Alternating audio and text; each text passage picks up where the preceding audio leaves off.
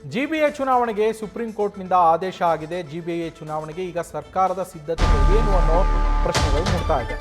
June ಒಳಗೆ election ಮಾಡೋದಕ್ಕೆ court ಈಗಾಗಲೇ ಡೆಡ್ಲೈನ್ ಅನ್ನು ಕೊಟ್ಟಿದೆ. ಹೀಗಾಗಿ ಬೇಸಿಗೆ ರಜೆಯಲ್ಲಿ ಎಲೆಕ್ಷನ್ಗೆ ಸರ್ಕಾರ ತಯಾರಿಯನ್ನ ಮಾಡಿಕೊಳ್ತಾ ಇದೆ ಅನ್ನೋ ಮಾಹಿತಿ ಈಗ ಸಿಗ್ತಾ ಇರುವಂಥದ್ದು. ಜಿಬಿಎ ಎಲೆಕ್ಷನ್ ಅನ್ನು ಜೂನ್ ಒಳಗಡೆಗೆ ನಡೆಸಬೇಕು ಅಂತ ಸುಪ್ರೀಂ ಕೋರ್ಟ್ ಒಂದು ಡೆಡ್ಲೈನ್ ಅನ್ನು ಈಗಾಗಲೇ ನೀಡಿ ಆದೇಶವನ್ನು ಹೊರಡಿಸಿದೆ. ಆ ಆದೇಶಕ್ಕೆ ತಕ್ಕಂತೆ ಚುನಾವಣೆಯನ್ನು ನಡೆಸೋದಕ್ಕೆ ಸಿದ್ಧತೆಗಳನ್ನು ಮಾಡಿಕೊಳ್ಳಲಾಗ್ತಾ ಇದೆ. ಬೇಸಿಗೆ ರಜೆಯಲ್ಲಿ ಇದಕ್ಕೆ ಸಂಬಂಧಪಟ್ಟಂತೆ ಸಕಲ ತಯಾರಿಗಳನ್ನು ಮಾಡಿಕೊಳ್ಳೋದಕ್ಕೆ ಸರ್ಕಾರ ಕೂಡ ಸಿದ್ಧತೆಯನ್ನು ಮಾಡಿಕೊಳ್ತಾ ಇದೆ. ಹಾಗೆ ಚುನಾವಣಾ ಆಯೋಗ ಕೂಡ ಸಿದ್ಧತೆಗಳನ್ನು ಮಾಡಿಕೊಳ್ತಾ ಇದೆ. ಹಾಗಿದ್ರೆ ಸರ್ಕಾರದ ಸಿದ್ಧತೆಗಳಿಗೇನು, ಯಾವ ರೀತಿಯಲ್ಲಿ ಜಿಬಿಎ ಚುನಾವಣೆಯನ್ನು ನಡೆಸುತ್ತೆ ರಾಜ್ಯ ಸರ್ಕಾರ, ಇದಕ್ಕೆ ಯಾವ್ಯಾವ ತಯಾರಿಗಳನ್ನು ರಾಜ್ಯ ಸರ್ಕಾರ ಮಾಡಿಕೊಳ್ತಾ ಇದೆ, ಚುನಾವಣಾ ಆಯೋಗ ಮಾಡಿಕೊಳ್ತಾ ಇದೆ. ಜಿಬಿಎ ಟೋಟಲ್ 5 ನಗರ ಪಾಲಿಕೆಗಳಿಗೆ ಚುನಾವಣೆಯನ್ನು ನಡೆಸಬೇಕಾಗಿದೆ. ರಘುಪಾಲ್ ಡೆಸ್ಕ್ನಿಂದ ಲೈವ್ಗೆ ಜಾಯ್ನ್ ಆಗಿದ್ದಾರೆ. ರಘುಪಾಲ್, ಜಿಬಿಎ ಚುನಾವಣೆಯನ್ನು ನಡೆಸಬೇಕಾಗಿತ್ತು, ತುಂಬ ವರ್ಷಗಳಿಂದ ಕಾಯ್ತಾ ಇದ್ದಾರೆ. ಈಗ ಜೂನ್ ತಿಂಗಳ ಡೆಡ್ಲೈನ್ ಅನ್ನು ಸುಪ್ರೀಂ ಕೋರ್ಟೇ ಕೊಟ್ಟಿರುವಂಥದ್ದು. ಯಾವ ರೀತಿಯಲ್ಲಿ ಚುನಾವಣೆ ನಡೆಸೋದಕ್ಕೆ ತಯಾರಿಗಳು ನಡೀತಾ ಇದೆ ರಘುಪಾಲ್? ನವೀನ್, ಬೆಂಗಳೂರಿನಲ್ಲಿ ಸ್ಥಳೀಯ ಸಂಸ್ಥೆಗಳ ಚುನಾವಣೆ ನಡೆದು 5 ವರ್ಷ ಕಳೆದಿದೆ. 5 ವರ್ಷಗಳಾದರೂ ಕೂಡ ಬೆಂಗಳೂರಿನಿಗೆ ಪ್ರತಿಯೊಂದು ವಾರ್ಡ್ಗಳಿಗೆ ಜನಪ್ರತಿನಿಧಿಗಳಿಲ್ಲ. ಜನಪ್ರತಿನಿಧಿಗಳಿಲ್ಲದೆ ಇರೋದ್ರಿಂದ ಜನಸಾಮಾನ್ಯರ ಸಮಸ್ಯೆಗಳನ್ನು, ಅಹವಾಲುಗಳನ್ನು ಕೇಳೋಕೆ ಜನಪ್ರತಿನಿಧಿಗಳೇ ಇಲ್ಲದಂತಾಗಿದೆ.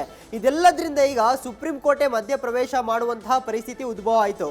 ಈಗ ರಾಜ್ಯ ಸರ್ಕಾರಕ್ಕೆ ಸುಪ್ರೀಂ ಕೋರ್ಟ್ ಒಂದು ಡೆಡ್ಲೈನ್ ಅನ್ನು ಕೊಟ್ಟಿದೆ. ಜೂನ್ 30ನೇ ತಾರೀಕು ಒಳಗಡೆ ನೀವು ಜಿಬಿಎ ಚುನಾವಣೆಯನ್ನ ಮಾಡಲೇಬೇಕೆನ್ನೋ ಒಂದು ಗಡುವನ್ನು ಕೊಟ್ಟಿರುವಂಥದ್ದು. ಅದಕ್ಕೆ ಪೂರಕ ಎಂಬಂತೆ ಈಗಾಗಲೇ ರಾಜ್ಯ ಸರ್ಕಾರ ಸಾಕಷ್ಟು ಸಿದ್ಧತೆಗಳನ್ನ ಮಾಡ್ಕೊಳ್ತಾ ಬರ್ತಾ ಇತ್ತು. ಇದೀಗ ಸುಪ್ರೀಂ ಕೋರ್ಟ್ ಡೆಡ್ಲೈನ್ ಕೊಟ್ಟಿರೋ ಹಿನ್ನೆಲೆ ಮತ್ತಷ್ಟು ಸ್ಪೀಡಾಗಿ ಚುನಾವಣೆ ನಡೆಸೋ ಸಂಬಂಧಪಟ್ಟಂತೆ ಒಂದಷ್ಟು ಪ್ರಕ್ರಿಯೆಗಳನ್ನ ಮಾಡ್ತಿರುವಂಥದ್ದು. ಯಾಕಂದ್ರೆ ಬೆಂಗಳೂರು ವ್ಯಾಪ್ತಿಯಲ್ಲಿ ನೋಡೋದಾದ್ರೆ ಈಗಾಗಲೇ BBMPಯಿಂದ ಗ್ರೇಟರ್ ಬೆಂಗಳೂರು ಅಥಾರಿಟಿ ಜಿಬಿಎ ಆಗಿ ರಾಜ್ಯ ಸರ್ಕಾರ ಅಧಿಸೂಚನೆಯನ್ನು ಕೂಡ ಮಾಡಿರುವಂಥದ್ದು. ಜೊತೆಗೆ ಜಿಬಿಎನಲ್ಲಿ ಗ್ರೇಟರ್ ಬೆಂಗಳೂರು ಅಥಾರಿಟಿನಲ್ಲಿ ಎಷ್ಟು ನಗರ ಪಾಲಿಕೆಗಳು ಬರಬೇಕು, ಎಷ್ಟು ವಾರ್ಡ್ಗಳು ಬರಬೇಕು, ಇದೆಲ್ಲದರ ಅಂತಿಮ ಅಧಿಸೂಚನೆ ಕೂಡ ಈಗಾಗಲೇ ಹೊರಡಿಸಿರುವಂಥದ್ದು. ಯಾಕಂದ್ರೆ ಈಗಾಗಲೇ ಬೆಂಗಳೂರಿನಲ್ಲಿ ಜಿಬಿಎ ಅಂಡರಲ್ಲಿ ಬರ್ತಿರುವಂಥದ್ದು 5 ನಗರ ಪಾಲಿಕೆಗಳು. ಅದರಲ್ಲಿ ಬೆಂಗಳೂರು ಕೇಂದ್ರ ನಗರ ಪಾಲಿಕೆ, ಬೆಂಗಳೂರು ಪೂರ್ವ ನಗರ ಪಾಲಿಕೆ, ಪಶ್ಚಿಮ ನಗರ ಪಾಲಿಕೆ, ಉತ್ತರ ನಗರ ಪಾಲಿಕೆ, ಜೊತೆಗೆ ದಕ್ಷಿಣ ನಗರ ಪಾಲಿಕೆ. ಈ 5 ನಗರ ಪಾಲಿಕೆಗಳಲ್ಲಿ 369 ವಾರ್ಡ್ಗಳನ್ನು ರಚನೆ ಮಾಡಿ ಈಗಾಗಲೇ ರಾಜ್ಯ ಸರ್ಕಾರ ಅಂತಿಮ ಅಧಿಸೂಚನೆಯನ್ನು ಕೂಡ ಹೊರಡಿಸಿದೆ. ಇದಕ್ಕೆ ಸಂಬಂಧಪಟ್ಟಂತೆ ಸಾರ್ವಜನಿಕ ಅಹವಾಲುಗಳನ್ನು ಕೂಡ ಸ್ವೀಕರಿಸಿರುವಂಥದ್ದು.